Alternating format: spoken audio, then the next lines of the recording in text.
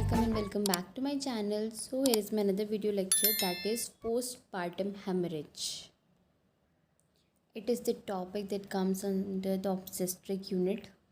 So postpartum, what is postpartum? ठीक है, how it occurs, what are the reasons, what are the complications, how we can manage postpartum hemorrhage, we'll see in this lecture.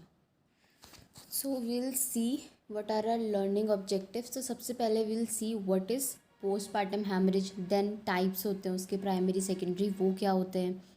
उसके बाद आप इसका prevention कैसे कर सकते हैं, लाइक एक्टिव मैनेजमेंट जो आप कर रहे थर्ड स्टेज का, ठीक है, और ट्रीटमेंट कैसे कर सकते हैं, ठीक है. जो 4 T's होते हैं पोस्टपार्टम हैमरेज को जो कॉज करते हैं मेनली, वो क्या रहते हैं, रिस्क फैक्टर क्या रहता है पीपीएच के लिए, ठीक है. उसके बाद अगर पोस्टपार्टम हेमरेज किसी पेशेंट को हो रहा है तो उस पर और उसके बेबी पे उसका क्या इफेक्ट पड़ेगा वो, और उसके बाद पीपीएच का prevention and management will see कि हम कैसे करेंगे.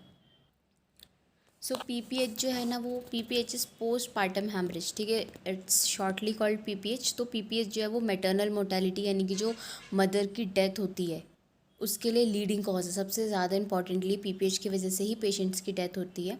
और अगर मैटरनल डेथ हो रही है तो 1/3 जो डेथ होती है वो मैटरनल मोर्टेलिटी जो रहती है वो पोस्टपार्टम हेमरेज की वजह से ही रहती है, ठीक है. पोस्टपार्टम जो है जितने भी डेवलपिंग कंट्रीज़ हैं उनमें 60% जो केसेस हैं वो पीपीएच के होते हैं, ठीक है. मेजॉरिटी जो डेथ की आती है वो कब रहती है, जैसे कि पेशेंट में आप कॉमनली डेथ कब देखोगे किसी मदर की कि 4 आवर में पेशेंट मतलब बेबी हुआ और 4 आवर में पेशेंट की डेथ हो गई, ठीक है. तो इससे क्या है कि थर्ड स्टेज जो रहती है लेबर की, अगर उसका एक्टिव मैनेजमेंट नहीं हुआ है तो उसकी वजह से ही पीपीएच रहता है, पीपीएच की वजह से डेथ रहती है पेशेंट की. सो हमने टाइप देखे थे प्राइमरी एंड सेकेंडरी, 2 टाइप्स का पोस्टपार्टम हेमरेज रहता है. जो प्राइमरी होता है वो इमीडिएट पोस्टपार्टम हेमरेज होता है. इसमें क्या रहता है, जब पेशेंट की डिलीवरी हो जाती है तो उसकी फर्स्ट 24 आवर्स में ही एक्सेसिव ब्लीडिंग होती है, that is called postpartum haemorrhage, ठीक है. और 70% के जो पोस्टपार्टम हेमरेज है इमीडिएट यानी कि प्राइमरी वाले, वो यूटेराइन एटॉनी की वजह से होता है. यूटेराइन एटॉनी हम फर्दर डिस्कस करेंगे, बट इतना मैं आपको अभी बता देती हूँ कि यूटरस की जो होती है टोन होती है कि वो कॉन्ट्रैक्ट करता है, रिलैक्स करता है, अगर वो लूज़ कर जाती है तब पीपीएच के चांसेस ज़्यादा रहते हैं, ठीक है. उसके बाद तो एटॉनी में यही चीज़ आती है कि यूट्रस जो है वो जब बेबी बॉर्न हो जाता है तो एडिक्वेटली कॉन्ट्रैक्ट नहीं कर पाता है. अगर वो कॉन्ट्रैक्ट नहीं कर रहा है तो ब्लीडिंग कॉन्टिन्यूस होती रहती है पेशेंट को. Then come secondary postpartum haemorrhage को लेट पोस्टपार्टम हेमरेज भी बोलते हैं. इसमें जो ब्लीडिंग होती है वो 24 आवर्स से लेकर के 6 वीक्स तक का रहती है after the delivery of the baby, ठीक है. अभी किस किस वजह से होती है, मोस्टली इसमें क्या रहता है, प्रोडक्ट ऑफ कंसेप्शन यानी कि फीटस जो है प्लेसेंटा का भी रिटेन रह जाता है, ठीक है, कोई इन्फेक्शन की वजह से हो सकता है, या कंसेप्शन का प्रोडक्ट भी रिटेन रह गया जिसकी वजह से इन्फेक्शन हो गया है, तो उस वजह से भी होता है. सो जो पीपीएच रहता है ना, हम उसको क्वांटिफाई भी करते हैं, कि हमें कैसे पता कि वो पीपीएच हो रहा है या नहीं हो रहा है पेशेंट को, क्योंकि डिलीवरी के बाद तो नॉर्मल ब्लीडिंग रहती ही है. तो हम उसको क्या करते हैं, क्वांटिफाई करते हैं सो दैट कि ईजिली हमें पता चले कि पेशेंट को पीपीएच हो रही है या फिर नॉर्मल ब्लीडिंग हो रही है, ठीक है. पीपीएच में क्या है कि अगर वेजाइनल डिलीवरी हुई है और उसमें 500 ml से ज़्यादा यानी 500 cc ml में ले सकते हैं आप, तो अगर उससे ज़्यादा ब्लड लॉस हो रहा है तो वो पीपीएच का केस है, और वो वेजाइनल डिलीवरी से अगर डिलीवरी हुई है, ठीक है, अगर एनवीडी हुई है, अगर सिजेरियन सेक्शन हुआ है पेशेंट का और उसमें अगर जो है 1000 ml से ज़्यादा ब्लड लॉस हो रहा है तो वो पीपीएच का केस होता है, ठीक है. और क्लिनिकल पर्पसेस के लिए कोई भी ब्लड लॉस अगर हो रहा है तो वो क्या कर सकता है, पेशेंट को हीमोडायनेमिकली कॉम्प्रोमाइज़ कर सकता है, यानी पेशेंट का जो है बॉडी टेम्परेचर फॉल कर जाएगा, बॉडी में से वॉल्यूम आउट हो जाएगा, तो इसीलिए हम उसे पीपीएच कंसीडर करते हैं. तो देखिए, अब जो ब्लड लॉस होता है ना वो पेशेंट को, आपको मालूम है कि हीमोडायनेमिक कॉम्प्रोमाइज़ कर जाएगा, ठीक है. तो ये जो होता है पेशेंट की प्रीवियस कंडीशन पे डिपेंड करता है कि डिलीवरी से पेशेंट मतलब डिलीवरी से पहले पेशेंट कैसी थी, ठीक है. अगर पेशेंट एनेमिक थी, ठीक है, आयरन डेफिशिएंसी है, सिकल सेल है, थैलेसीमिया है, तो इन केसेस में हीमोडायनेमिक कॉम्प्रोमाइज़ होने का ज़्यादा चांसेस होता है पेशेंट को, ठीक है. या फिर वॉल्यूम कॉन्ट्रैक्टेड स्टेट्स आती है, यानी हाइपोवोलेमिया हो जाता है पेशेंट में, ठीक है, ब्लड लॉस हुए जा रहा है, बॉडी में से फ्लूइड आउट होते जा रहा है, तब तो उसमें क्या है, डिहाइड्रेशन हो सकता है, gestational hypertension with protein urea, जब यूरिन में प्रोटीन का अमाउंट ज़्यादा पेशेंट का जाने लगा था, ठीक है, गेस्टेशनल हाइपरटेंशन, तो उस केसेस में ये सब चीज़ें होती हैं। So we have discussed classification. Primary जो है वो फर्स्ट विद इन 24 आवर्स में डिलीवरी के लॉस हो रहा है, सेकेंड में 24 आवर्स से 12 वीक्स तक after the delivery of the baby blood loss हो रहा है, ठीक है। माइनर केस कौन सा होता है? 500 to 1000 ml, ठीक है। मॉडरेट केस 1000 to 2000 ml, और सीवियर केस में more than 2000 ml of the blood loss, ठीक है। लेकिन अब देखिए, पीपीएच में सिर्फ ब्लड लॉस नहीं होता है, उसके साथ साथ हमें और भी क्लिनिकल फाइंडिंग्स मिलती है, ठीक है। ब्लड अगर लॉस हो रहा है तो पेशेंट में और भी कंडीशंस डेवलप होती है, जैसे पेशेंट की जो है कॉन्शियसनेस अल्टर हो जाएगी, ठीक है, पल्स रेट चेंज आ जाएगा उसमें, ठीक है, रेस्पिरेटरी रेट में चेंज आएगा, बॉडी टेम्परेचर फॉल कर जाएगा, ब्लड प्रेशर फॉल करेगा, ठीक है। स्किन और म्यूकस मेम्ब्रेन भी चेंज हो जाएंगे, डिहाइड्रेशन हो जाएगा, स्केली हो जाएंगे, ठीक है। कैपिलरी फिलिंग टाइम बढ़ जाएगा, ठीक है, यूरिन आउटपुट बहुत कम हो जाएगा। तो वो सारे क्लिनिकल फाइंडिंग्स थी। अब है एस्टिमेशन ऑफ ब्लड लॉस, ठीक है। ये ब्लड लॉस का एस्टिमेशन करना बहुत ज़्यादा इंपॉर्टेंट है, ठीक है। अगर आपको नहीं पता है कि कितना ब्लड लॉस होने पे वो पीपीएच का केस है, तो आप उसको आइडेंटिफाई कभी नहीं कर पाओगे। आप नॉर्मल ब्लड लॉस और पोस्टमार्टम ब्लड लॉस में कभी डिफरेंशिएट नहीं कर पाओगे। तो अगर आपको ये पता है कि आप एस्टिमेट अच्छे से कर रहे हो, आपको पता है कितना अमाउंट लॉस होना चाहिए और कितना हो रहा है, ज़्यादा हो रहा है, कम हो रहा है, तो ईजिली आप उस चीज़ को मैनेज कर सकते हो। बट अगर आपको नहीं पता है या फिर आप ब्लड लॉस को ध्यान ही नहीं रख रहे हो, तो इसमें क्या है कि आपको पीपीएच सबसे पहले पता ही नहीं चलेगा, और दूसरा क्या होगा, जब पता नहीं चलेगा तो आप मैनेजमेंट नहीं कर पाओगे। अब अगर पेशेंट का जो ब्लड लॉस हुआ है वो 20% से कम हो रहा है, ठीक है, तो उसमें पेशेंट को माइल्ड हाइपोवोलेमिया होगा, ठीक है। टैकीकार्डिया जो है माइल्ड रहेगा, यानी कि हार्ट बीट बहुत ज़्यादा तेज़ नहीं होगी नॉर्मली, बट तेज़ होगी, ठीक है। स्किन जो होगी वो मोल्टेड हो जाएगी, ठीक है। उसके बाद क्या है, जो एक्सट्रीमिटीज़ है पेशेंट के हाथ पैर है वो एकदम ठंडे पड़ जाएंगे। क्यों? क्योंकि सिस्टमिक वैस्कुलर रेजिस्टेंस बढ़ जाएगा, ठीक है। तो ब्लड लॉस क्या होगा, विस्कोसिटी बढ़ेगी, तो ब्लड लॉस मतलब ब्लड फ्लो बॉडी में जो होगा वो कम हो जाएगा, तो पेशेंट के हाथ पांव ठंडे पड़ जाएंगे, ठीक है। कैपिलरी रिफिलिंग टाइम भी इस वजह से कम हो जाएगा क्योंकि ब्लड फ्लो इतना एडिक्वेट नहीं है, ठीक है। यूरिन आउटपुट डिक्रीज हो जाएगा, ठीक है। पेशेंट आपको बोलेगी कि उसे बहुत चक्कर आ रहे हैं, ठीक है। उसका न्यूरोलॉजिकल स्टेटस जो होगा नॉर्मल होगा, वो सब समझेगी, बट वही बोलेगी मुझे बार बार चक्कर आ रहे हैं। अब अगर पेशेंट का ब्लड लॉस जो है वो 20% या 40% तक है, तो वो मॉडरेट हाइपोवोलेमिया होगा, ठीक है। फीमेल जो है वो एंशियस रहेगी, उसके अंदर घबराहट रहेगी उसे, ठीक है। उसकी पल्स जो होगी बहुत ज़्यादा फास्ट हो जाएगी, वीक हो जाएगी, ठीक है। More than 110 beats per minute हो जाएगी, ठीक है। पेशेंट में टैकीकार्डिया डेवलप होगा, ठीक है। उसका रेस्पिरेटरी रेट होगा वो 30 ब्रेथ पर मिनट से ज़्यादा बढ़ जाएगा, ठीक है। उसके बाद जो है पेशेंट पेलर लगेगा आपको, ठीक है। उसकी आईलेट्स, पाम, म्यूकस मेम्ब्रेन सब पेल हो जाएंगी, ठीक है।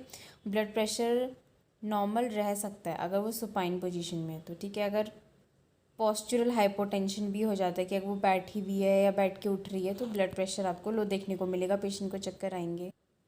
अब अगर पेशेंट का ब्लड जो लॉस हो रहा है वो 40% से ज़्यादा है तो ये सीवियर का केस हो जाएगा, ठीक है। शॉक की कंडीशन आप देखने को मिलेगी आपको पेशेंट में, ब्लड प्रेशर डिक्लाइन करते चला जाएगा, ठीक है। पेशेंट जो है वो सुपाइन पोजीशन में रह करके भी ब्लड प्रेशर उसका स्टेबल नहीं आएगा, ठीक है। उसके बाद पेशेंट को बहुत टैकीकार्डिया होगा, ठीक है। ओलिगोयूरिया हो जाएगा या एन्यूरिया हो जाएगा, ठीक है। उसके बाद एजिटेशन या कन्फ्यूजन की कंडीशन पेशेंट चली जाएगी, ठीक है। लॉस ऑफ कॉन्शियसनेस इसमें सबसे पहला इंपॉर्टेंट साइन रहता है कि पेशेंट को सीवियर ब्लीडिंग होगी, पेशेंट जो है वो अपनी कॉन्शियसनेस हमेशा लूज़ कर जाएगी।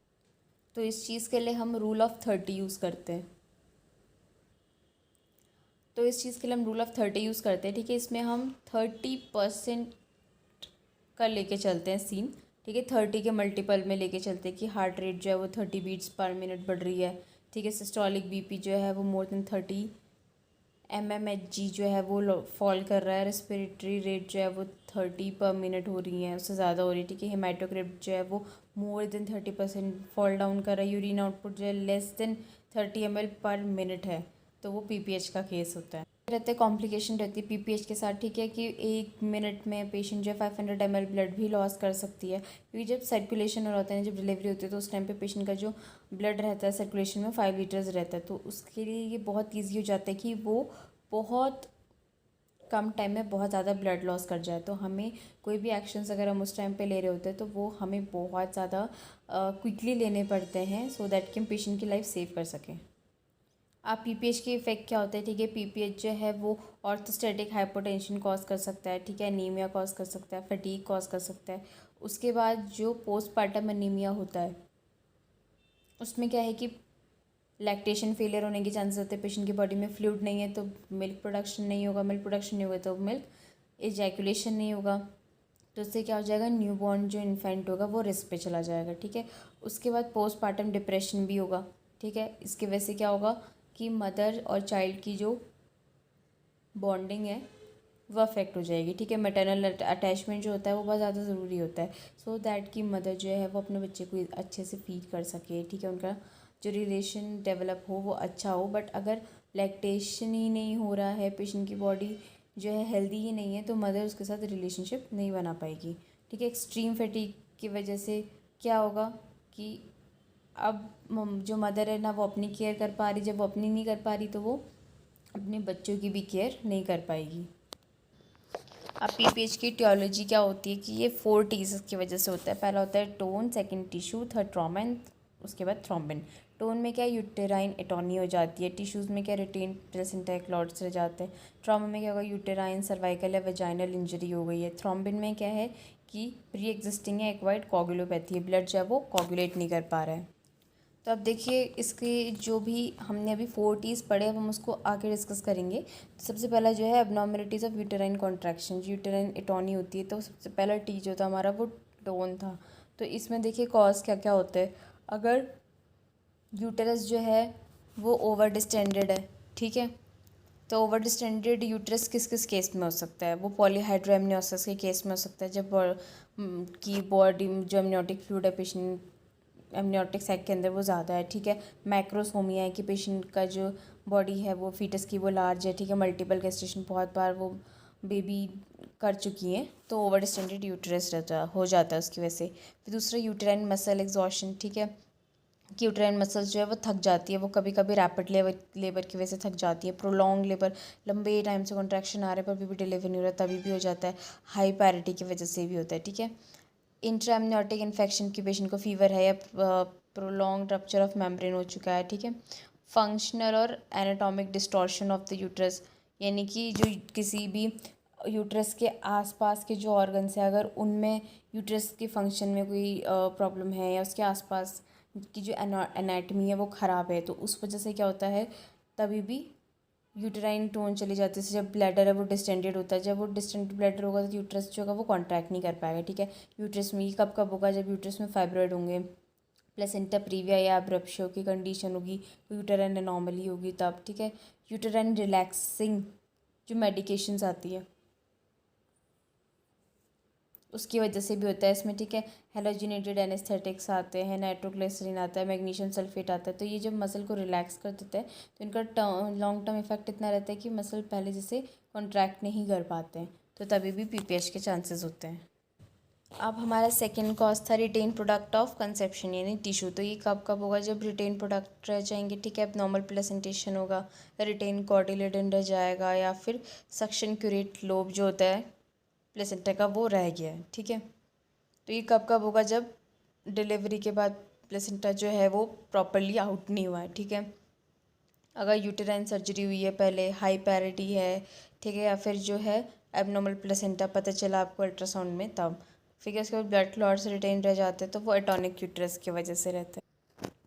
थर्ड हमारा इसका कॉज था जेनेटल ट्रैक्ट ट्रॉमा, ठीक है। तो इसमें क्या है कि अगर सर्विक्स में कई टीयर्स लग गए हैं, ठीक है, या वेजाइना में या पेरिनियम में, ठीक है, या फिर जो है जो वल्वल वेरिकोसिटीज़ है वो रप्चर हो गई वेन्स वगैरह, ठीक है।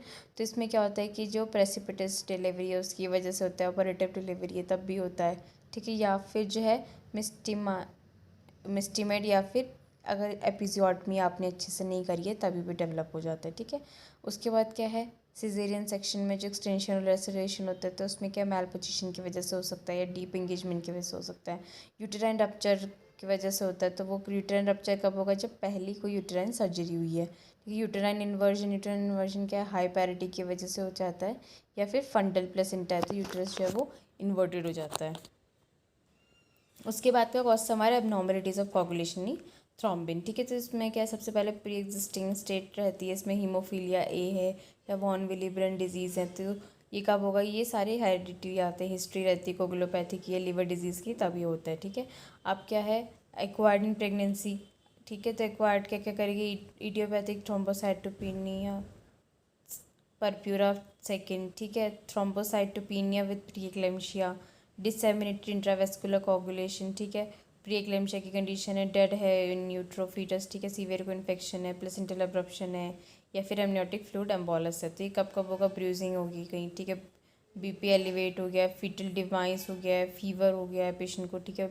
WBCs बढ़ रहे हैं पेशेंट में, APH अगर पेशेंट में हुआ है, या फिर सडन कोलैप्स होता है तब, ठीक है। थेरेप्यूटिक एंटीकोगुलेशन की वजह से भी होता है, तो ये कोई थ्रोम्बोटिक डिजीज़ है तो वो कोई मेडिकेशन ले रही है तो तभी भी होता है।